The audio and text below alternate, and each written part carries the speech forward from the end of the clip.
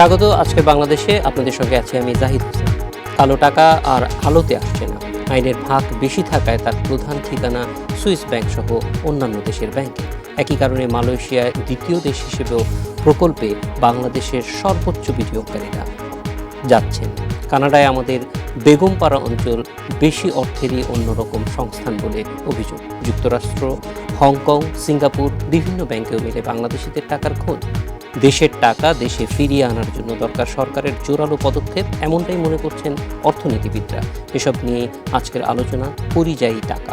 কথা বলতে আমাদের সঙ্গে স্টুডিওতে আছেন গবেষক, লেখক ও সাংবাদিক আফসান চৌধুরী, আছেন পলিসি রিসার্চ ইনস্টিটিউটে PRI এর নির্বাহী পরিচালক ডক্টর আহসান এইচ মনসুর এবং NRB গ্লোবাল ব্যাংকের চেয়ারম্যান ও মানবাধিকার কর্মী নিজাম চৌধুরী। আপনাদের স্বাগত।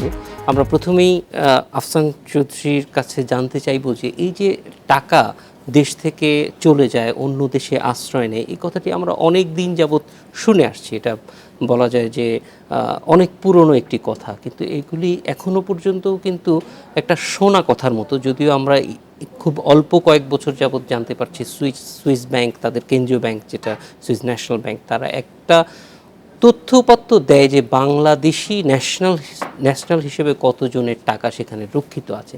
তো এই ধরনের টাকার যে বাংলাদেশ থেকে বিভিন্ন দেশে যাচ্ছে, সেটা আসলে কি কারণে যাচ্ছে, কোন সামাজিক পরিপ্রেক্ষিতে এই টাকাগুলি দেশের বাইরে যাচ্ছে? চুরির টাকা সরানোর প্রচেষ্টা এবং সফল প্রচেষ্টা এটা দীর্ঘদিনের, এবং আগেও এটা মানুষ চুরি যখন করত তখন টাকাটা লুকিয়ে রাখার বিভিন্ন পদ্ধতি ছিল।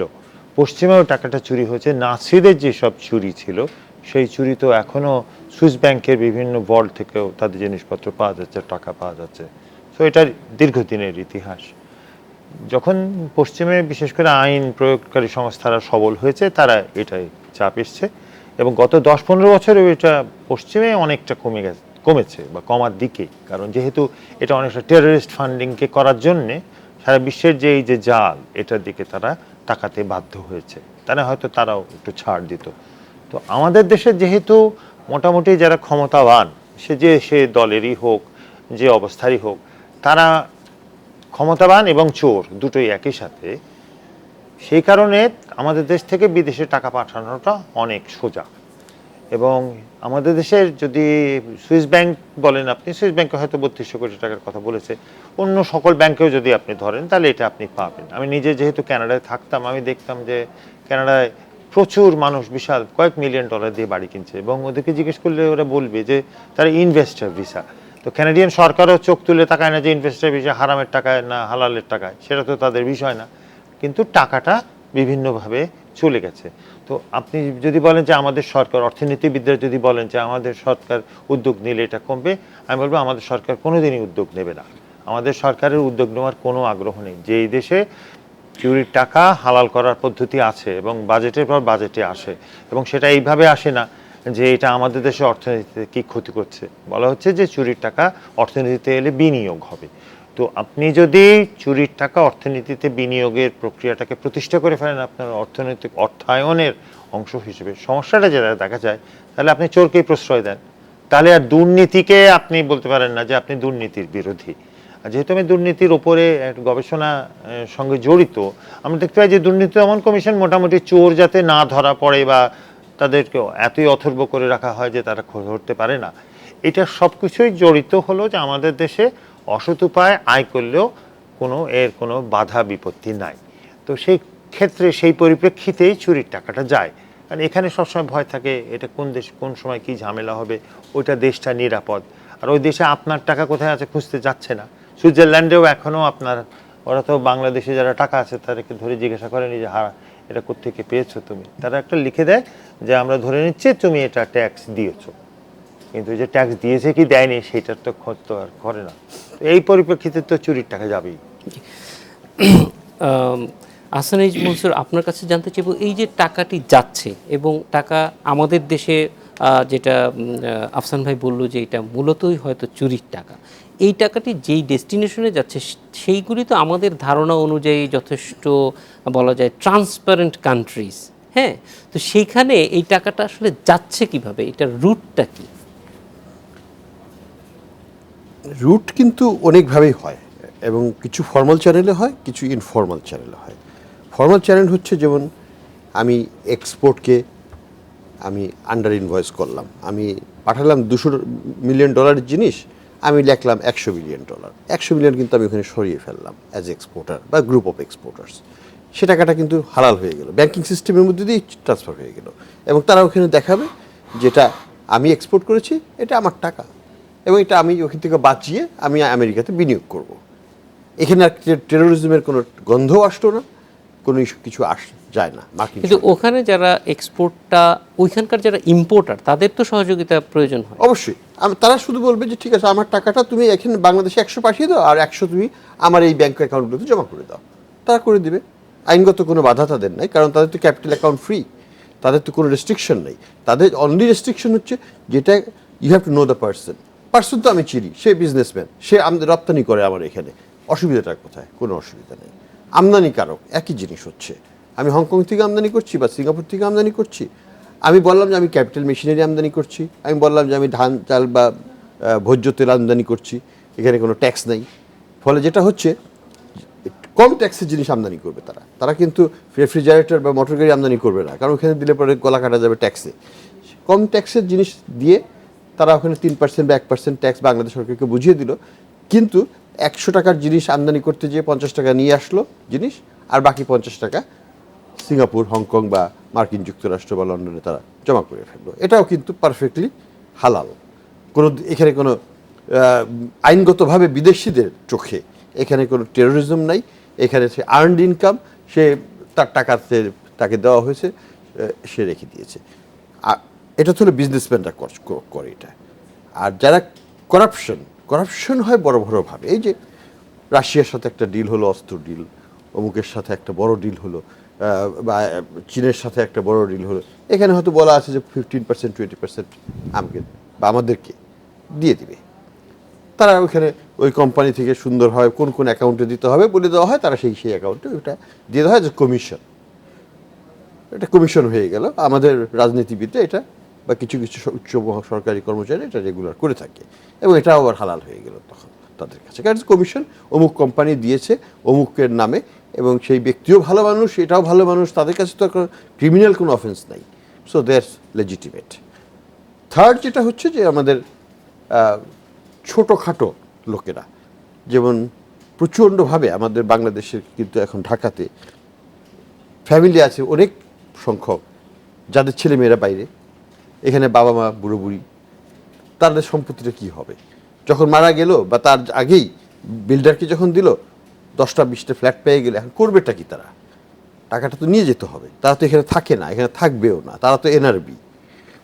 ফলে যেটা হয় যে এটাও লেজিটিমেট টাকা, এটাও নিতে হলে ইলিগালি নিতে হবে হুন্ডির মাধ্যমে, বা হয়তো আরেকজন, আমি যখন ওয়াশিংটনে ছিলাম বা আপনি যখন নিউ ইয়র্কে ছিলেন, আপনাকে বললো ঠিক আছে টাকা আপনি নিউ ইয়র্ক থেকে ভাই দিয়ে দেন, আপনি এখন 5টা ফ্ল্যাট নিয়ে নেন, হয়ে গেল ট্রানজ্যাকশন, বার্টার, টাকা ট্রান্সফার হয়ে গেল, এখানে চলে আসলো। এগুলো ঠেকানোর কোনো উপায় নেই, সত্যি কথা বলতে এটার কোনো উপায় নাই। এটার উপায়টা হচ্ছে প্রথম যেটা দুর্নীতি এবং পলিটিক্যাল টেরোরিজমের মাধ্যমে বা পলিটিক্যাল কমিশনের মাধ্যমে, যেমন ইন্ডিয়াতে বফুরের ঘটনা হলো, বাংলাদেশেও হয়েছে এরশাদ সাহেবের বিরুদ্ধে, বা আমাদের বর্তমান সরকারের প্রথম টার্মে এটার মিগ কেনা নিয়ে এগুলো কেলেঙ্কারি হয়েছে এবং এটা সত্যতা আছে কি নাই সেটা কোনোদিনও উদ্ঘাটিত হয় নাই এবং হবেও না। তো এইগুলোর থেকে কিন্তু এই বাণিজ্য এগুলো হয়ে থাকে। কাজেই আমাদের কোনো সরকারেরই ইচ্ছা হবে না নিজেদের প্রতিবিম্ব ওই আয়নায় দেখতে। তারা কোনোদিনও সুইস গভর্নমেন্টের কাছে যাবে না, বা মার্কিন যুক্তরাষ্ট্রের কাছে যাবে না, বা সিঙ্গাপুরের কাছে যাবে না যে তোমরা আমাদেরকে লিস্ট পাঠাও। যদি কাউকে ভিক্টিমাইজ করতে হয় তাহলে কিন্তু তারা পারে। বর্তমান সরকারই কিন্তু কোকো যে কয়েক মিলিয়ন ডলার নিয়ে গিয়েছিল বা কি কয়েক লক্ষ ডলার নিয়ে গিয়েছিল, সেটা একদম তারা ফেরত নিয়ে এসছে। কাজেই আমরা চাইলে পারি, সীমিত বাংলাদেশের সীমিত সাধ্যের মধ্যেও আমরা এটা কার্যকর করতে পারি, কিন্তু আমরা তো করবো না। মূলত আসলে এই কোকোর যে উদাহরণটি দিলেন যে টাকা আসলে গেলে আনা যায়, সেটা একটি ক্লাসিক উদাহরণ এবং এটা আমার মনে হয় যে এটাকে আমরা- আর কেউ টাকা নেয় নাই বলেই প্রতীয়মান হয়, যেহেতু আর কারোর বিরুদ্ধে সরকার ব্যবস্থা সেটাই নিতে আমরা পারে। ধরে নিব আইনগতভাবে unless you are proven Nizam to be Chowdhury, guilty, আপনি you are- দীর্ঘদিন বিদেশে ছিলেন, ব্যাংকিং সেক্টরেই কাজ করেছেন। এই যে টাকা আমরা জানছি, এই টাকাগুলি কি মনে হয় সবই বাংলাদেশ থেকে গিয়েছে নাকি আসলে কিছু জেনুইন টাকাও সেখানে আছে? আসলে সুইস ব্যাংকে যে আমরা ছোটোবেলা থেকে শুনে আসি যে পৃথিবীর বড় বড় সম্পদশালী লোকেরা তাদের টাকাগুলো সুইস ব্যাংকে রাখে। এখন এটা একটা একটা আপনি যদি একটা হাই স্কুলের ছেলেকে জিজ্ঞেস করেন ভাই সুইস ব্যাংকে কেন টাকাটা রাখা হয়, সে কিন্তু সহজ ভাষায় উত্তরটা দিতে পারবে না।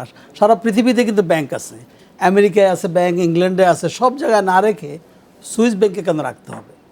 সুইজারল্যান্ড এমন একটা দেশ, তাদের মোট জিডিপির ম্যাক্সিমাম ইনকাম আসে এই ব্যাংকিং সেক্টর থেকে।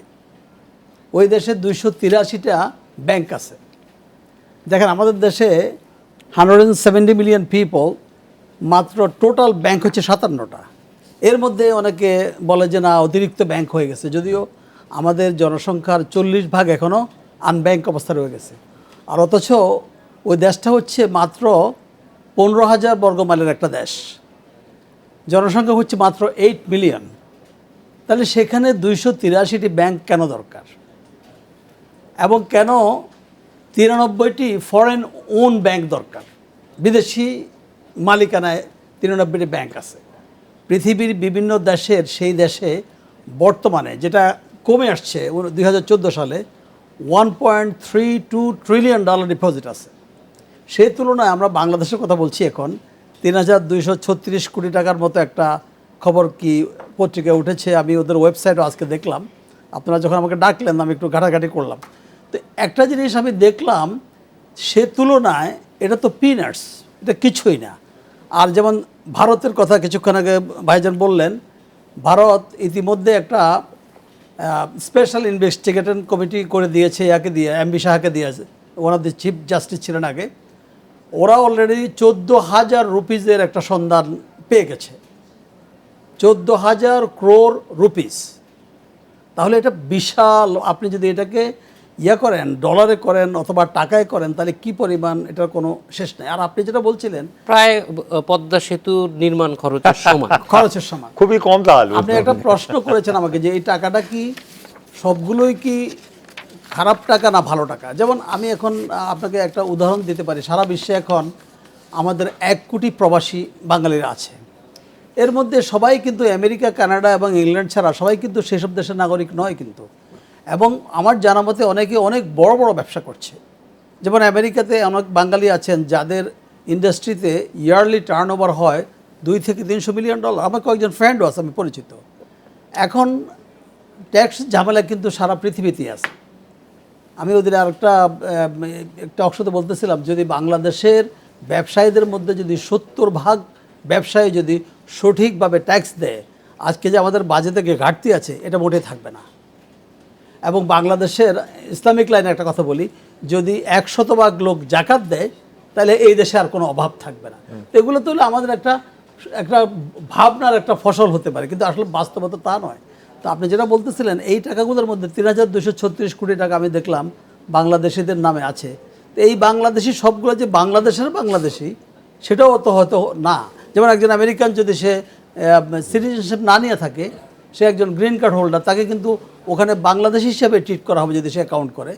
একজন কানাডিয়ান, সে যদি কানাডার সিটিজেনশিপ না নিয়ে অথবা ইংল্যান্ডের সিটিজেনশিপ না নিয়ে যদি ওখানে অ্যাকাউন্ট করেন, অ্যাকাউন্ট করাটা কিন্তু খুব ইজি, আপনি ওয়েবসাইটে গিয়ে অ্যাকাউন্ট করতে পারেন। সুইস ব্যাংকে অ্যাকাউন্ট করাটা কোনো কঠিন কোনো ব্যাপার না। আর উনি যেটা বললেন, সুইস ব্যাংক কেন, সারা পৃথিবীর কোন দেশ আছে যেখানে আপনি ব্যাংক অ্যাকাউন্ট করতে গেলে আপনাকে করতে দেবে না? আপনি হংকংয়ে করতে পারেন, দুবাইতে করতে পারেন, সিঙ্গাপুর করতে পারেন, সব জায়গায় তো করতে পারেন।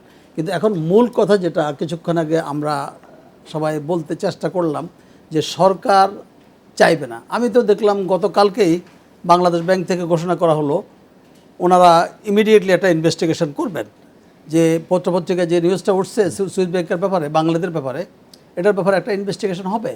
তো আমরা আশা করব, তিনি যেভাবে বললেন একজনের কথা যে তার টাকা সরকার ফেরত নিয়ে এসছে, সরকার ইচ্ছা করলে কিন্তু পারে।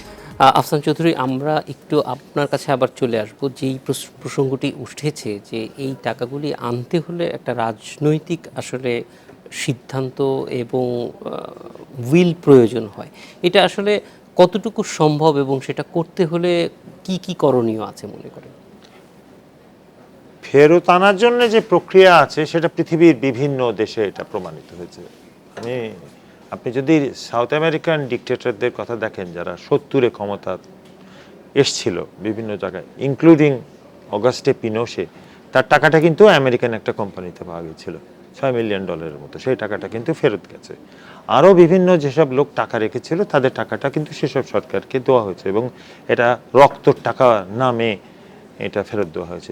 নাৎসিদের যেসব টাকা সুইস ব্যাংকে ছিল, নাৎসিদের পেইন্টিং, ওখানে ভল্টে তো অন্যান্য জিনিসও থাকে, সেগুলোও কিন্তু ফেরত গেছে। অতএব আন্তর্জাতিকভাবে এটা সম্ভব।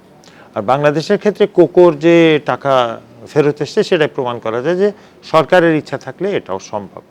তখন বাংলাদেশে আপনি যদি এই দুর্নীতির তালিকা দেখেন, যে কারা দুর্নীতি অভিযোগ আনা হয় যাদের বিরুদ্ধে এবং তাদের মধ্যে যাদেরকে ধরে অভিযুক্ত করে, তাহলে আপনি দেখবেন যে আজ পর্যন্ত কোনো সরকার নিজের সময় তার কোনো লোককে দুর্নীতিগ্রস্ত মনে করেনি। তাহলে এটা ইচ্ছার ব্যাপার। আর আপনি যদি আমাদের মতো একটা দেশ যদি ইচ্ছা দেখাতে পারে যে আমি এই চুরির টাকা ফেরত আনবো, তাহলে তো আমার মনে হয় যে কোনো দেশ সমর্থন করবে। কারণ আমরা বস্তুতপক্ষে সারা পৃথিবীতে একটা চোর আক্রান্ত দেশ হিসেবে পরিচিত। তো প্রক্রিয়াটা তো জানাই আছে, কোকোর ক্ষেত্রে যেটা হয়েছে সেরকমভাবে আপনি যদি হাজার হাজার টাকা খরচ না করেও আপনি সহজেই একটা প্রতিষ্ঠিত করতে পারেন একটা প্রক্রিয়া। এবং সে ব্যাপারে সাহায্য দেওয়ার জন্য ইন্টারপোল আছে, ইন্টারন্যাশনাল ফাইন্যান্স কর্পোরেশন আছে। তারা কেন এই ব্যবস্থাটাকে সুদৃঢ় করেছে? কারণ তারা মনে করে যে টেরোরিজমের টাকাটা ঘোরাফেরা যখন করে ঠিক এইভাবে এই টাকাটা, প্রক্রিয়াটা খুব একটা আলাদা না।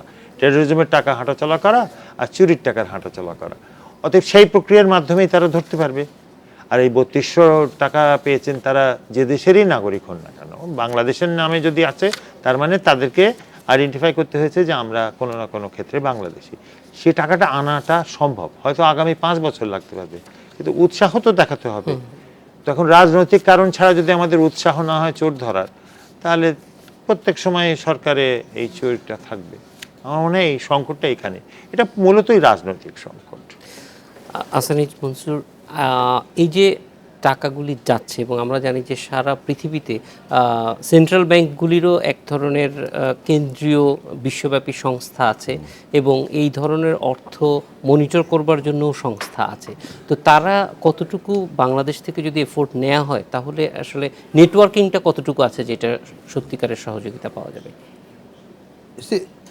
এই 9/11-এর পরের থেকে আন্তর্জাতিক ফাইন্যান্সিয়াল সার্কেলে বড় রকমের চেঞ্জ হয়েছে এই টাকা পাচারকে রোধ করার ব্যাপারে। এটার ব্যাপারে IMF-এর মাধ্যমে এবং বিশেষ করে ইউএসের পৃষ্ঠপোষকতায় যেটা করা হয়েছে AML-CFT বলে অ্যান্টি মানি লন্ডারিং ল করা হয়েছে এবং এটা মোটামুটি দুনিয়ার সব দেশই এখন এটা সিগনেটারি, বাংলাদেশও এটা সিগনেটারি। কাজে বাংলাদেশ কিন্তু অব্লিগেটেড, যদি কোনো দেশ বলে যে আমার দেশ থেকে বাংলাদেশে টাকা আসছে বা কোনো সন্দেহ হয় যে বাংলাদেশের টাকা কোনো দেশে গেছে এবং টেররের ফাইন্যান্সিং বা কোনো কারণে ব্যবহার হতে পারে, তাহলে এটা ইনভেস্টিগেশন তারা বাংলাদেশ সরকারকে করতে বলবে এবং তারা নিজেরাও এখানে এসে সেটাকে সহায়তা করতে পারে। যে কারণে FBI থেকে কোকোর ক্ষেত্রে সাক্ষী দিতে এসেছিল তারা, এবং তারা সাক্ষী দিয়েছে যে জলজ্জন্তভাবে যে এটা আসলে এটা হয়েছে, অ্যান্টি মানি লন্ডারিংয়ের ব্যাপার ঘটেছিল। তো একইভাবে আমরা এটা করতে পারি। বাংলাদেশ আবার সিগনেটারি হচ্ছে FATF বলে একটা অর্গানাইজেশন আছে, যাদের মেইন রোলটাই হচ্ছে এই ফাইন্যান্সিয়াল টেরোরিজম রিলেটেড ফাইন্যান্সিং বা অ্যান্টি মানি লন্ডারিং রিলেটেড ফাইন্যান্সিংয়ের ব্যাপারে তারা সার্ভেলেন্সটা করে। এবং বাংলাদেশ তারও সিগনেটারি মেম্বার কান্ট্রি এবং বাংলাদেশ এশিয়ান FATF-এরও মেম্বার কান্ট্রি। কাজে এশিয়ার মধ্যে বা আন্তর্জাতিকভাবে যদি কোনো কিছু তাদের নজরে আসে, বাংলাদেশ সরকার চাইলে পরে তারা সেটা তাদেরকে শেয়ার করবে। আমাদেরকে চাইতে তো হবে, আমরা যদি না চাই তাহলে তো কেউ আমাকে গিলিয়ে খাওয়াতে পারবে না। তো সমস্যাটা হচ্ছে ওইখানে সদিচ্ছা। আমাদের সদিচ্ছার প্রকাশ আমরা দেখছিও না, দেখবও না, আশাও করি না আপাতত। তো এই যে যেটা বলা হচ্ছে যে কালো টাকা বা অবৈধ টাকা, সেই টাকাটার এখন পরিমাণ কতটুকু আপনারা অর্থনীতিবিদরা মনে করেন, এবং এটা দেশে কতটুকু আছে বা দেশের বাইরে কতটুকু আছে? টাকা উনি যে কথাটা বলছিলেন, বাংলাদেশের যে টাকা কিন্তু পৃথিবীতে প্রচুরভাবে আছে, প্রচণ্ডভাবে আছে। আমার একটা সাধারণ হিসাবে ব্যাক অফ দ্য এনভেলপ ক্যালকুলেশনে এটা অ্যাজ মাচ অ্যাজ $250-300 বিলিয়ন হতে পারে। My কারণ God! বাড়ি ঘর সম্পত্তি প্রচণ্ডভাবে বাঙালিদের আছে। আমি নিজে 27 বছর আমেরিকায় ওয়াশিংটনে ছিলাম, আমার নিজের বাড়ি ঘর দুটো এখানে রয়ে গেছে, বিক্রি করতে পারিনি। এইসব গ্লোবাল ইকোনমিক ক্রাইসিসের পরে দাম টাম কমে গেছে, বিক্রি করে রেখে দিলাম। তো সম্পত্তি বাঙালির প্রচণ্ডভাবে বিদেশে আছে, কারণ তারা বিদেশে কাজ করছে, বিদেশে জীবিকা অর্জন করছে এবং ভালো আয়ও করছে, এবং সেটা কিন্তু সৎভাবে অর্জিত আয়। সমস্যা যেটা হচ্ছে যে এটাকে ডিস্টিংগুইশ করা সম্ভব না আনলেস আমরা এইসব অর্গানাইজেশনের থ্রুতে বলি যে কোন টাকাটা কোথা থেকে উৎপত্তি হয়েছে। যে টাকাটা আমেরিকা থেকে উৎপত্তি হয়েছে বা লন্ডন থেকে উৎপত্তি হয়েছে, ওটা নিয়ে তো আমাদের কোনো সমস্যা নেই। আমাদের সেটা সমস্যা হচ্ছে যে হ্যাঁ, ওই টাকাটা যদি আমরা আমাদের এখানে ডোমেস্টিক ইনভেস্টমেন্ট ক্লাইমেটটাকে যদি আমরা ইমপ্রুভ করতে পারতাম, তাহলে হয়তো এই 250 বিলিয়নের মধ্যে 2, 4, 5, 10 বিলিয়ন চলে আসতে পারতো। তার মানে আপনি বলছেন যে এই টাকাটা ভালো না খারাপ, কালো না সাদা, সেটা নির্ধারণ করতে হলে উৎসতেই ফিরে যেতে হবে। Absolutely, there is no other way. কারণ এটা অরিজিনটাই তো হচ্ছে লিগ্যালিটি আর ইলিগ্যালিটির প্রশ্ন। আমি যদি সৎভাবে রোজগার করে থাকি, তাহলে তো এটা নিয়ে আর কোনো প্রশ্ন উঠলো না। যদি আমার ওয়াশিংটনের বাড়ি কিনে প্রশ্ন করে, আমি সোর্স অফ ইনকাম সব দেখে দিতে পারবো, কোনো অসুবিধা নেই। কিন্তু এখন বাঙালিকে যদি বলা হয় যে তুমি বেগমপাড়ায় বাড়ি কিনলে কীভাবে, সেটা সোর্স হতে দেখাতে পারবে বাংলাদেশ থেকে, কিন্তু আইনগতভাবে সে কীভাবে টাকা নেবে সেটা কিন্তু দেখাতে পারবে না। কারণ বাংলাদেশ সরকারের আইন কিন্তু ক্লিয়ার, একটা টাকাও বাংলাদেশ থেকে নেওয়া সম্ভব নয় আইনগতভাবে। ক্যাপিটাল অ্যাকাউন্ট ট্রানজ্যাকশন, আমি বাড়ি বিক্রি করলেও, আমার যদি বৈধ বিক্রিও হয়, তবুও আমার আইনগতভাবে আমি ওই টাকা কোথাও নিতে পারি না। এটা কিন্তু আইন আমাদের দেশে। কাজেই আইন মানেই হচ্ছে ওইটা লঙ্ঘন করলে ওটা বেআইনি হয়ে গেল। সেই হিসাবে কিন্তু অনেক কিছু বেআইনি হয়ে যেতে চায় এবং হচ্ছে। তো ওটাকে এখন আমরা কিভাবে দেখব? এটাকে আমি দুইভাবে দেখতে চাই। একটা হচ্ছে সামাজিক চেতনা, রাজনৈতিক চেতনা, যেটার মাধ্যমে আমরা দুর্নীতি, পলিটিক্যাল টেরোরিজমকে ঠেকিয়ে এর উৎসটাকে বন্ধ করতে পারি। আরেকটা যেটা করতে পারি, অর্থনৈতিক শৃঙ্খলা ফিরিয়ে এনে বিনিয়োগকারীদের নিরাপত্তা বিধান করে আমরা টাকাগুলোকে আবার দেশে ফিরিয়ে নিয়ে আসতে পারি। টাকা কিন্তু বাঙালির কাছেই আছে, বাঙালির টাকা। কাজে বাঙালিকে বোঝাতে হবে যেটা বিনিয়োগ তুমি দেশে করো, দেশের পরিবেশ ভালো, এখানে শান্তিতে সুন্দরভাবে বিনিয়োগ করতে পারবে, সে টাকা অবশ্যই নিয়ে আসবে। নিজাম চৌধুরী, এই যে টাকার কথা আমরা শুনছি, অনেক সংখ্যা যাই হোক না কেন, কিন্তু টাকা আছে। আমরা যতটুকু জানি যে ব্যাংক হিসেবে, ব্যাংকে টাকা রেখে গ্রোথের দিক থেকে আমরা পৃথিবীর যে কোনো দেশের চেয়ে অনেক বেশি এগিয়ে আছে। অন্য যে কোনো দেশে যেখানে সিঙ্গেল ডিজিটে আপনাকে সুদ দিচ্ছে, লাভ দিচ্ছে, সেখানে আমরা ডাবল ডিজিটের অনেক উপরের দিকে, বেশি হেলদি ডাবল ডিজিট। তারপরেও এটা আসতে পারছে না কেন? যদি আমরা হাসান এইচ মনসুরের কথাই ধরে নিই যে কিছু টাকা ওখানে আছে। না, আমাদের দেশের টাকা আসছে না, এটা তো ঠিক না। আমরা এই যে বিগত সরকার যখন ক্ষমতায় নিল, এই সরকারের আগের সরকার, বর্তমান আওয়ামী লীগ সরকারের আগে যখন শেখ হাসিনা ক্ষমতা নিলেন, তখন আমাদের রেমিটেন্সের পরিমাণ ছিল, আমাদের বৈদেশিক মুদ্রার রিজার্ভ ছিল $3.5 বিলিয়ন। এখন এটা আমাদের এসে দাঁড়িয়েছে কোথায়? $21.3 বিলিয়ন। আমি কিছু পজিটিভ কথা বলতে চাই। ওনারা তো, আমি বিনয়ের সাথে একটু দ্বিমত পোষণ করছি যে আমাদের দেশ, আমাদের সরকার, প্রশাসন ইচ্ছা করে না, এই কথাটা কিন্তু সঠিক নয় বলে আমি দেখছি গত কয়েক বছর। বর্তমান সরকার আমাদের দেখছি কি, বিগত সরকারের কয়েকজন মন্ত্রীকে আমি দেখছি অ্যান্টি কারাপশন কমিশন তাদেরকে ডেকে নিয়ে জিজ্ঞাসাবাদ করছে তাদের আয়ের উৎস সম্পর্কে, তারা এত টাকা কোথায় পেল, তাদের ইনকাম কীভাবে হয়েছে। এটা কিন্তু আমি বাংলাদেশ স্বাধীন হওয়ার পরে যতগুলো সরকার ক্ষমতায় এসেছে আর কখনো দেখিনি। আমরা পজিটিভ সাইন কিন্তু দেখছি। এবং আপনারা হয়তো যারা, আমি আপনাকে আওয়ামী লীগকে দেখতে না পারি, তাহলে আমি বলবো এটা লোক দেখানো। আরে ভাই, লোক দেখানো তো কখনো জীবনে হয় নাই, প্রথম তো হচ্ছে এগুলা। আমরা শুধু যদি নেগেটিভ কথা বলি, মানুষ তো টাকা আনবে না, আমাদেরকে পজিটিভ টোন নিয়ে এগিয়ে যেতে হবে। কিন্তু নিজাম সাহেব, আমরা জানি না যে এই যে টাকা 3 বিলিয়ন থেকে 22 বিলিয়নে গিয়েছে, সেটা অর্থনীতির জন্য এই গ্রোথটা কতটুকু ভালো বা খারাপ সেটা নিয়েও বিতর্ক আছে। সেই বিতর্কটা আমরা আসলে আজকে যাওয়ার না, জন্য সেটা খুব তো আমরা যাচ্ছি ভালো না। জায়গা না। না, না, কিন্তু সেটা খারাপ ভালো আমরা প্রশ্ন না আরেকটা তো। বিরতি নিয়ে এসে আমরা এই জিনিসটাই আপনার কাছ থেকে জানতে চাইবো যে বিদেশ থেকে টাকা আসা বা বাংলাদেশ থেকে যেটা হাসান সাহেব বলছেন যে বাড়ি বিক্রির বৈধ টাকাও নেওয়া যাচ্ছে না, টাকার এই যে একমুখী গতি, সেটাও কি আমাদের বাংলাদেশি টাকা অন্য জায়গায় থেকে যাওয়ার ক্ষেত্রে কোনো ধরনের প্রভাব বিস্তার করছে কিনা, এই বিষয়টা একটু জানতে চাইবো। আমি মনে করি বর্তমান গ্লোবাল বিশ্বে সেটাও সঠিক নয়, যেটা আমরা অফলাইনে আলোচনা করতেছিলাম যে 1947 সালের আইন, যিনি এটা বললেন যে আমরা $10,000 বেশি দেশে বাইরে নিতে পারবো না। তাহলে আমি যদি সেখানে $2 লক্ষ ইনকাম করি, সেটা আমি আনতে কোনো বাধা নেই। আমরা যেমন একটা উদাহরণ দিই আপনাকে, আমরা এনআরবি ব্যাংক করেছি, আমরা সেখান থেকে $65-70 মিলিয়ন নিয়ে এসেছি ব্যাংক করার জন্য। এখন আমরা এখানে ফরেন ইনভেস্টমেন্ট হিসেবে এই টাকাগুলো আনছি। ইন দ্য লং রান আমাদের যখন আজ থেকে 5-7-10 বছর পরে যদি কখনো লাভ হয়, তাহলে এই লভ্যাংশটা যখন আমরা সেখানে নিয়ে যেতে চাইবো, হয়তো বা আমাদের ছেলেমেয়েরা এখানে আসবে না তাদের প্রয়োজনে, তখন যদি বলা হয় যে তুমি $10,000 বেশি নিতে পারবো না, তাহলে তো সেখানে একটা সমস্যা দাঁড়িয়ে যাবে।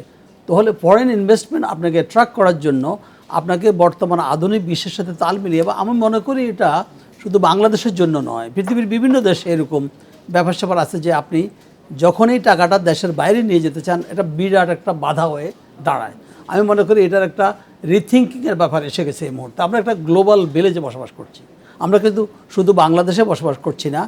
আমি যেমন একটা, আপনি কথা বলছেন একমুখী নীতি, আমেরিকায় কিন্তু একটা লোক রিইনভেস্টমেন্ট করার সুযোগ আছে। আপনার যদি $1 মিলিয়ন থাকে, আপনি সেখানে বাড়ি কিনতে পারেন, গাড়ি কিনতে পারেন, আপনি অনেক কিছু করতে পারেন, আপনি সেখানে সিটিজেন হওয়ার সুযোগ আছে। কিন্তু সৌদি আরবিয়াতে, মিডল ইস্টে একটা লোক যদি মিলিয়নস অফ ডলার কামাই করে, তার কিন্তু সেখানে রাখার কোনো উপায় নেই, সেগুলো একমুখীভাবে আসতেই হবে। সেই টাকাগুলোই ম্যাক্সিমাম টাকা হচ্ছে আপনার এই $21 বিলিয়ন। এখন আপনি হয়তো বলছেন যে এই টাকাগুলো কিন্তু অর্থনীতির জন্য ভালো কিনা। অবশ্যই অর্থনীতির জন্য খারাপ কিছু না।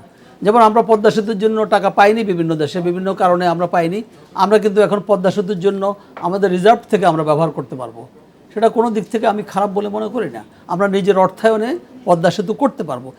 তেমনিভাবে ইনফ্রাস্ট্রাকচার করার জন্য একটা দেশের অর্থনীতির পূর্ব শর্ত হচ্ছে সেই দেশের ইনফ্রাস্ট্রাকচার হতে হবে উন্নত মানের, বিশেষ করে আপনার রাস্তাঘাট, কালভার্ট, ব্রিজ, বিদ্যুৎ, পাওয়ার, এগুলো ছাড়া কোনো দেশ এগোতে পারবে না। আমরা যে স্বপ্ন দেখছি 2021 সালে একটা মধ্যম আয়ের দেশ, এবং 2041 সালের মধ্যে বাংলাদেশকে মালয়েশিয়া, সিঙ্গাপুর, ব্যাংককের মতো একটা দেশে পরিণত করব, সেটা করার জন্য আমাদেরকে বিশ্বের অর্থনৈতিক অন্যান্য দেশগুলোর সাথে তাল মিলিয়ে চলার জন্য আমাদেরকে কিছু ইকোনমিক রিইনস্ট্রাকচার করতে হবে, যেটা বাংলাদেশ ব্যাংক, অর্থ মন্ত্রণালয় মিলিয়ে আমাদেরকে নতুন করে, ওনাদের মতো অর্থনীতিবিদরা সবাই মিলে নতুন করে ভাবনার বিষয় আছে বলে আমি মনে করি এবং বিশ্বাস করি। মনসুর সাহেব, আমি চলে যাব ওই জায়গাটিতে যে এই যেই টাকাগুলি দেশের বাইরে আছে এবং আমরা মনে করছি, ধারণা করছি যে এইগুলির উৎসর মধ্যে খুব বেশি স্বচ্ছতা নেই, কারণ আমরা জানি যে বাংলাদেশ থেকে টাকা যাওয়ার কোনো সুযোগ নেই। তো সেই ক্ষেত্রে বাংলাদেশ ব্যাংক এবং বাংলাদেশ ব্যাংক উদ্যোগ নিয়েছে এবং তারা বলছে যে দুদক এই বিষয়ে হয়তো উদ্যোগ নিতে পারে। তো এই ব্যাপারটি আসলে কাদের, মানে বেড়ালের গলায় ঘণ্টা বাঁধার দায়িত্বটি আসলে কোন সংস্থার? বেশিরভাগ সময় কিন্তু আমরা দেখি যে নানান সংস্থা নানান দিকে আঙুল তুলে। দুর্নীতি দমন এটা তো অবশ্যই দুদকেরই দায়িত্ব, এবং বাংলাদেশ ব্যাংক যেটা করতে পারে দুদকের কাছে রেফার করে দিতে পারে। বাংলাদেশ ব্যাংকের কোনো ক্ষমতা নাই বা তাদের কোনো ক্যাপাসিটিও নাই, এবং আইনগত কোনো অধিকারও নাই কাউকে ধরে নিয়ে আসার বা কারোর বিরুদ্ধে চার্জশিট সাবমিট করার। কারণ তদন্ত করবে কে? বাংলাদেশ ব্যাংকের কোনো তদন্ত কর্মকর্তাও নেই। তাদের যেটা আছে ব্যাংক ইন্সপেক্টরস আছে, তার বেশি তো নাই। তারা তো ফরেন্সিক যে অ্যানালাইসিস করা, ফাইন্যান্সিয়াল ট্রানজ্যাকশনের ফরেন্সিক অ্যানালাইসিস আছে, সেটা করার মতো তাদের কোনো সক্ষমতাও নাই এবং আইনগত অধিকারও নাই। সেটা আছে দুদকের কাজে, দুদকের মাধ্যমে এটাকে করতে হবে। এখন যেটা প্রশ্নটা আসে, আমাদের দুদক কি সেই দুদক যেটা করার মতো সদিচ্ছা তাদের আছে বা তাদের সেই মনোবল আছে? আমার মনে হয় না। তাহলে পরে আমরা আজকে দুদককে নিয়ে এই হাসি তামাশা করতাম না, যেটা আমরা সবাই করে থাকি। কারণ এটা একটা, কালকেও একটা বলছে, এটা একটা পোষা বেড়ালের মতো হয়ে গেছে, দুধ খেলে দুধ খেয়ে চলে যায়, এটা দিয়ে কোনো কাজ হবে না। ভারতের মতো থাকতো দুর্নীতি দমন কমিশন, যারা সিটিং দুটো ক্যাবিনেট মিনিস্টারকে কংগ্রেসের সময় এই গত 1 বছর 2 বছরের মধ্যে ধরে নিয়ে জেলে পুরে দিল। কেন? কয়লা কেলেঙ্কারি এবং টেলিফোনের কেলেঙ্কারি। এই যে সৎসাহস একটা অর্গানাইজেশনের আছে, ভারতের মতো ইলেকশন কমিশন যদি থাকতো, মমতা ব্যানার্জি যখন বললো যে আমি চিফ সেক্রেটারিকে সরাবো না, তারা কোনো কথা বলে নাই, তারা বলছে chief secretary must go. Ultimately chief minister backed away, chief minister তাকে ট্রান্সফার করতে বাধ্য হলো, কারণ কনস্টিটিউশন পারমিট করছে অর্গানাইজেশনকে এই ক্ষমতা প্রয়োগ করার। আমাদের যেটা সমস্যা হয়েছে, আমাদের কনস্টিটিউশনাল রাইটস দেওয়া আছে, কিন্তু যে কর্মকর্তারা এটার নির্ধারক, তারা সেই সৎসাহস দেখাতে পারছে না। তার চেয়ে আছে পরমুখাপেক্ষী, কখন নির্দেশ আসবে উপরতলা থেকে, আমাকে কি করতে হবে, তখন আমি করব। তার আগে তো তারা করবে না। কাজে এই অবস্থার প্রেক্ষাপটে অবশ্যই আমরা আশা করতে পারি, কিন্তু আশাভঙ্গ হওয়ারই সম্ভাবনা বেশি। আহসান ভাই, একটু জানতে চাইবো যে এই অস্বচ্ছতার প্রশ্ন উঠছে এবং সেখানে আমরা জানি যে যেই টাকাগুলি কালো টাকা বা সৎভাবে উপার্জন হয়নি বলে আমরা মনে করছি, সেই টাকাগুলি যেখানে থাকছে সেই দেশগুলির সততা নিয়ে আমাদের কিন্তু ধারণার দিক থেকে খুব বেশি প্রশ্ন নেই, সেটা সুইজারল্যান্ডই হোক আর সেটা হংকংই হোক। এবং এইসব দেশে বড় বড় প্রতিষ্ঠান আছে, ট্রান্সপারেন্সি ইন্টারন্যাশনাল আছে, বাংলাদেশেও আছে, ওখানেও আছে। তো এই ধরনের টাকা এরকম দরিদ্র দেশ থেকে যে ধনী দেশগুলোতে যাচ্ছে, সেগুলি নিয়ে কি আন্তর্জাতিক এই সংস্থাগুলির কোনো উদ্বেগ, উৎকণ্ঠা বা কর্মসূচি আছে? সুইজারল্যান্ডের ক্ষেত্রে তারা হঠাৎ করে আবিষ্কার করলো যে পৃথিবীটা পাল্টে গেছে। কারণ এই 9/11-এর আগে কিন্তু তাদের কোনো চিন্তা ভাবনা ছিল না, তারা ভেবেছিল হারামের টাকাগুলো ওখানেই থাকবে, কিন্তু এখন তারা পরিবর্তন করছে। দ্বিতীয়ত কানাডা, যেখানে অনেক বাংলাদেশের অবস্থাপন্ন মানুষ ইনভেস্টার্স ভিসা নামে তারা গেছে এবং ওরা কোনো প্রশ্ন করেনি, 100,000, 500,000, $500,000 দিয়ে ইউ কুড বাই। এবং কিছুদিন আগে বিবিসির একটা রিপোর্ট করেছে কত দেশে আছে যেখানে $1 মিলিয়ন দিলে তখনই সিটিজেনশিপ দিয়ে দেওয়া হয়। এই ব্যবস্থাগুলো ক্রমে চাপের মুখে পড়ছে। তো তাহলে আমার যেটা মনে হয়, পৃথিবী যেহেতু অর্থনৈতিক মন্দা এবং 2008 সালের ক্র্যাশের আগে পৃথিবীর অর্থনীতিটা খুব উঠছিল, সেটা ধাক্কা খেয়েছে এবং পশ্চিমা দুনিয়ায় অনেক বেশি ধাক্কা খেয়েছে। পশ্চিমা দুনিয়া অনেকগুলো পরিবর্তনের মধ্যে একটা হচ্ছে চীন এবং ভারতে অবস্থাপন্ন মানুষ অনেক তৈরি হয়েছে। এরা গিয়ে পশ্চিমে গিয়ে সম্পত্তি কিনছে, পশ্চিমে গিয়ে তারা ব্যবসা করছে। সেই দেশের মানুষগুলো এখন চাপ দিচ্ছে যে এই যে টাকাটা এসে, মনে করেন বিলেতে যে বাড়ির দাম বেড়েছে, হিস্টোরিক্যালি তাদের এত ইতিহাসে সবচেয়ে বেশি দাম এখন, এর বেশিরভাগ বাড়ি কিনছে কিন্তু চাইনিজরা। তো তারা বলছে যে চাইনিজরা যে হালাল টাকা দিয়ে বাড়ি কিনছে কিনা এটা আমাদের প্রমাণ করতে হবে, কারণ সাধারণ মানুষ, বিলেতের সাধারণ মানুষের উপরে এই জিনিসটা প্রভাবিত করছে। তো চাপটা আসছে, এতদিন পর্যন্ত যদি নিজে নিজে আসতে দাও, আমাদের কোনো অসুবিধা নেই। আগে বিদেশে কোম্পানিগুলো, মনে করেন এসএনসি লাভলিন, কানাডার সবচেয়ে বড় যে কোম্পানি, তারা দুনিয়ার বহু জায়গায় এরকম 2 নম্বরই ব্যবসা করেছে, চুরি করেছে, তাদের বিরুদ্ধে ব্যবস্থাও যেমন করছে, তাদের বিরুদ্ধে এবার আইনের মধ্যে তাদের ব্যবসাও দেওয়া হচ্ছে। That is the largest. কিন্তু আমার যেটা মনে হয় ট্রেন্ডটা হচ্ছে যে এই রকম 2 নম্বরই পয়সা নিয়ে বিপদ হচ্ছে অনেক। এই 2 নম্বরই পয়সা নিয়ে যারা অবস্থাপন্ন দেশেই তো যায় এই টাকাটা, এটা তো গরিব দেশে আর যায় না। এই টাকাটা সবসময় তারা সদ্ব্যবহার করতে পারছে না এখন। এবং এখন এই অবস্থাতে আমার মনে হয় সারা পৃথিবীতেই ফাইন্যান্সিয়াল ডিসিপ্লিনটা অনেক বেশি হবে। আমরা প্রায় শেষ পর্যায়ে চলে এসেছি, নিজাম চৌধুরী সাহেবের কাছে ফিরে যাব একটু। যে আপনি বলছিলেন যে বিদেশের যারা বাংলাদেশি যারা সেখানে থাকেন তাদেরও কিছু টাকা সেখানে আছে এবং একই সঙ্গে বাংলাদেশ থেকেও অনেকে টাকা নিয়ে যান, যদিও আমরা জানি যে একমুখী টাকা। তো এই ভালো এবং খারাপের মধ্য থেকে বেছে কিভাবে আনতে পারবে বাংলাদেশ তার প্রয়োজনীয় টাকাটা, সেটার জন্য কি ধরনের উদ্যোগ প্রয়োজন আছে? না, আমরা বাংলাদেশ ওইসব দেশ থেকে টাকা আনার ব্যাপারে এখানে দুটো ব্যাপার আছে। একটা হলো যেগুলা হুন্ডির মাধ্যমে অথবা চুরির টাকা এদেশ থেকে চলে গেছে, সেগুলোই তো আমরা আনার চেষ্টা করব। একটা লোকের লিগাল টাকা সে যদি ইচ্ছা করে এখানে না আনে, সেটা হলো ভিন্ন হিসাব।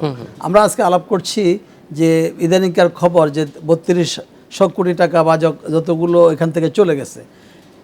আমরা সুইস ব্যাংকের কথা স্পেসিফিকলি বলা হয়েছে এখানে পত্রিকার যে নিউজটা আসছে। সুইস গভর্নমেন্টের একটা নিয়ম আছে, তাদের কনস্টিটিউশনালি একটা ব্যাপার আছে যে ব্যাংকগুলোকে বিদেশি ডিপোজিটারদের সিক্রেসি মেনটেন করা, এটা হলো তাদের নাম্বার 1 কনস্টিটিউশনাল বাইন্ডিং। কিন্তু 9/11-এর পরে সারা ওয়ার্ল্ডের চাপে পড়ে, বিশেষ করে বিভিন্ন বড় বড় দেশগুলো তাদের উপর যখন জঙ্গি অর্থায়নের ব্যাপারে চাপ দিলেন, তখন তারা আস্তে আস্তে কিছুটা ইনফরমেশান দিচ্ছে। ঠিক তেমনিভাবে ওই সূত্র ধরে যদি বাংলাদেশ গভর্নমেন্ট অথবা যে বাংলাদেশ ব্যাংক অলরেডি ঘোষণা দিয়েছে যে তারা এ ব্যাপারে খোঁজ খবর নেবে এবং সেখানে তারা চিঠিপত্র লিখে জানতে চাইবে, বাংলাদেশ ব্যাংক জানার পরে যদি আমাদের দেশের কোনো লোক সেখানে টাকা ডিপোজিট এখান থেকে সরাসরি কোনো অন্যায়ভাবে উপার্জিত টাকা সেখানে থাকে, আমি মনে করি সেই টাকাটা নিয়ে আসা যেমনিভাবে অতীতে আনা হয়েছে এটা কোনো সমস্যা হওয়ার কথা না। এবং উনি যে বললেন যে বাংলাদেশ ব্যাংকের নিজস্ব কোনো ক্ষমতা নেই যে তারা এই টাকাটা সেখানে ইনভেস্টিগেট করে আনতে পারবে, কিন্তু অ্যাটলিস্ট তারা জানতে পারবে। যদি সুইস ব্যাংক তাদের ইনফরমেশনটা রিলিজ করে, তাহলে অন্ততপক্ষে আমরা এখানে পত্রিকার মাধ্যমে সবাইকে, দেশবাসীকে জানাতে পারবো কারা কারা সেখানে টাকা জমা রেখেছেন। তারপরে এসএসসির মাধ্যমে সেটা আনাটা কোনো কঠিন ব্যাপার হবে না। এবং আমি মনে করি বর্তমান সরকারের যে আমরা সদিচ্ছাটুকু দেখছি, তাদের নিজের মন্ত্রীদেরকেও তারা ধরে নিয়ে জিজ্ঞাসাবাদ করছে, কারো কোনো এবং এমপিদেরকে আমি দেখছি, সিটিং এমপিকেও চট্টগ্রামের একটা এমপিকে ধরে এনে এসএসসির জিজ্ঞাসাবাদ করা হচ্ছে এবং বর্তমান কয়েকজন এমপিকেও অ্যান্টি কারাপশন কমিশন জিজ্ঞাসাবাদ করা হচ্ছে। এইভাবে যদি চলতে থাকে, আমি খুবই আশাবাদী যে আমাদের যে স্বল্প পরিমাণ টাকার কথা বলা হচ্ছে বাইরে চলে গেছে, এছাড়াও আমাদের দেশে কিন্তু কালো টাকার পরিমাণ আপনি যেটা বলছেন সেটাকে আমরা বিভিন্ন সরকারি বারবার সুযোগ দেওয়া হচ্ছে যে এগুলাকে মূল ধারায় ফিরিয়ে আনা হোক। এগুলো যদি করা হয়, এটা আনা যাবে, তাহলে আমাদের ফাইন্যান্সিয়াল ডিসিপ্লিন অবশ্যই ফিরে আসবে এবং এটা খুব অল্প সময়ের মধ্যে ফিরে আসা সম্ভব। Hasan H Mansur, financial discipline সেইটা আসলে বৈশ্বিক পার্সপেক্টিভে যদি বলি, তাহলে এটা কি ধরনের হলে পরে আমাদের জন্য এটা সুবিধাজনক হয়? ফাইন্যান্সিয়াল ডিসিপ্লিন আমাদের আভ্যন্তরীণ এটা বড় একটা সমস্যা। আমি বলি, নাম না বলেই বলছি, আমি আমাদের দেশে বড় বড় কিছু কোম্পানি, মানে যারা কোম্পানি বলবো বা কংগ্লোমারেটস বলবো আছে, যারা 10-12 হাজার কোটি টাকা আমাদের ব্যাংকগুলো থেকে নিয়েছে। তাদের কোনো সামর্থ্য নাই, কোনো অ্যাসেট নাই টু জাস্টিফাই ওই পরিমাণ টাকা, যেটা $1 বিলিয়ন উপর লোন নেওয়ার মতো, কিন্তু তারা নিচ্ছে, নিয়ে যাচ্ছে। এরকম টেলিভিশন স্টেশনও তারা করছে এবং তারা 50-60-100 কোটি টাকা দিয়ে নতুন কিছু ভেঞ্চার করছে, যেটা কোনো লাভ আসবে না, কিন্তু তাদের নাম হবে। এই ধরনের প্রক্রিয়া খুবই প্রচণ্ডভাবে দুঃখজনক হলেও ঘটছে। এটা হচ্ছে ফাইন্যান্সিয়াল ইনডিসিপ্লিন বা মেল্টডাউনের একটা পূর্ব লক্ষণ।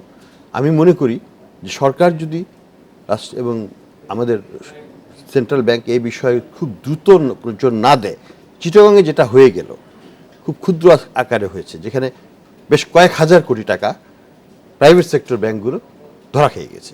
বড় বড় গ্রুপ, তারা নামে বেনামে জমি, হলমার্কের কি, হলমার্কের যখন প্রথম দিন আসে বললো যে আমি 5 গুণ টাকা শোধ করে দেব, এইসব বড় বড় কোম্পানির কোনো সামর্থ্য নাই এই 10-12 হাজার কোটি টাকা দেওয়া।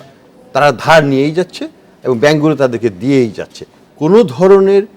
কোনো ধরনের অ্যাসেসমেন্ট হয় না এবং একজন আরেকজনের সাথে একটা কোঅর্ডিনেশনের মাধ্যমে যে কত টাকা একটা গোষ্ঠী নিতে পারে সেটা যে একটা লিমিট করে দেওয়া এবং সেই ব্যাপারে সক্রিয়ভাবে ওটাকে বন্ধ রাখার চেষ্টা করা, সেই প্রচেষ্টা না নেই, ফাইন্যান্সিয়াল মেল্টডাউন কিন্তু আমাদের বেশি দূরে থাকবে না। আমাদের সতর্ক হতে হবে। আহসান ভাই, আপনার কাছ থেকে শুধু শেষ কথাটা জানতে চাই যে পলিটিক্যাল উইলটা আসলে কোন পর্যায় থেকে দরকার? আমার মনে হয় পলিটিক্যাল উইল যদি প্রকাশ করতে হয় আমাদেরকে, আমাদের দেশে যতগুলো কমিশন আছে এবং বাংলাদেশ ব্যাংক সহ যেগুলো আমরা বলবো যে রেগুলেটরি কমিশন, এদেরকে স্বাধীন করতে হবে। তাহলে বাংলাদেশ ব্যাংকও স্বাধীনভাবে করতে হবে, সম্পূর্ণরূপে রাজনীতিক প্রভাবমুক্ত। আমাদের অ্যান্টি করাপশন কমিশন যেহেতু গবেষণাটা করেছি, আমি জানি যে অ্যান্টি করাপশন কমিশন চাইলেও তার ক্ষমতা নেই এবং অন্যান্য আমরা মনে করি যে এই স্বাধীনতাগুলির মধ্য দিয়ে এই জিনিসগুলিও আসবে এবং আমাদেরও মানে উদ্দিষ্ট স্বাধীনতাও হয়তো সাধারণ মানুষের নতুন দিন দেখব। আপনাদের সবাইকে ধন্যবাদ। দর্শক, এই ছিল আজকের বাংলাদেশে। দেখা হবে আবার আগামীকাল।